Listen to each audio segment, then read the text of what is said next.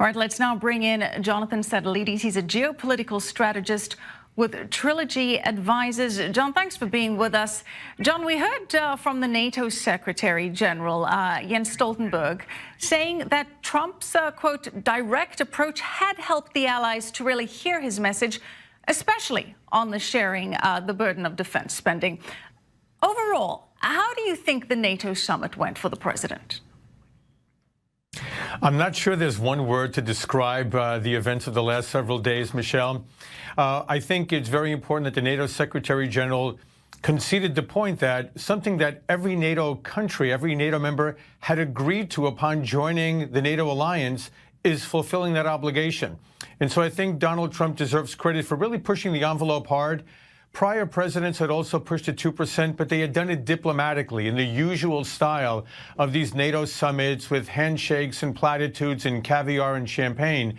And what Donald Trump has done is speak very bluntly, perhaps very harshly and crudely, but that doesn't mean he's always wrong. And I think the most important takeaway here is that there is an expectation that they will live up to their commitments. And then I think, Michelle, down the road, the question really becomes, what is the NATO mission going forward?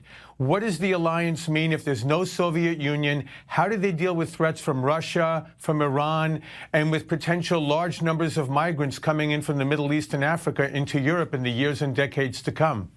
Yes, certainly the NATO mission does require some redefining, as you say.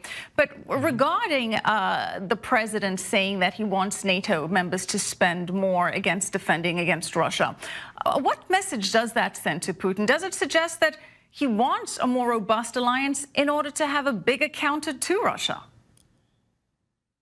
You know, I'm so glad you asked that question, because so much of the discussion that we've seen in the media the last several days has been focused solely on the interests of the NATO countries vis-a-vis one another inside the alliance.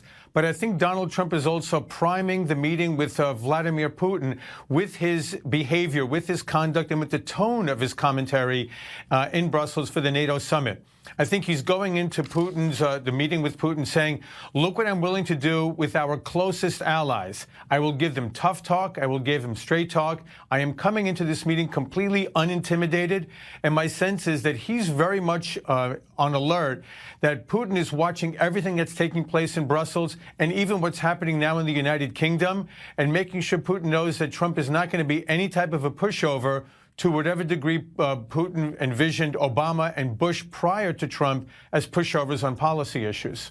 Well, John, perhaps not a pushover, but the president has said that he does want to have friendlier relations with Russia, that he wants to take a more amicable tone with Putin. He's long said that the U.S. and Russia getting along is better than them not getting along. And that was a similar strategy with the Obama administration sending Hillary Clinton then with that reset button. But is a relationship of cooperation with Putin really that feasible? It's not only feasible, it's essential. And when I use the word pushover, I want to be very clear here. It was under the Bush administration that Russia moved into Georgia during the Summer Olympics of '08, and there was no response from the U.S. or NATO or the so-called international community. It was under the Obama administration that Russia annexed Crimea and put thousands of its troops into eastern Ukraine, and there was no response to speak of. And what I think Trump wants to do with Putin is to send a very clear message.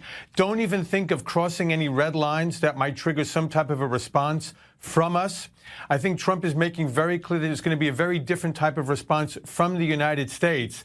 But remember, Russia occupies 1/8 of the world's landmass. On any given day, Putin can cause significant trouble in Europe, in the Middle East, in South Asia, even in the North Korea crisis, the Korean Peninsula.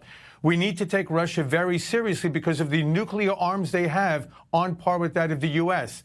But it doesn't mean that the U.S. is going to bend to the whim of Vladimir Putin. And I think Trump thinks he can manage a very different type of relationship with Russia's leader than his predecessors have done.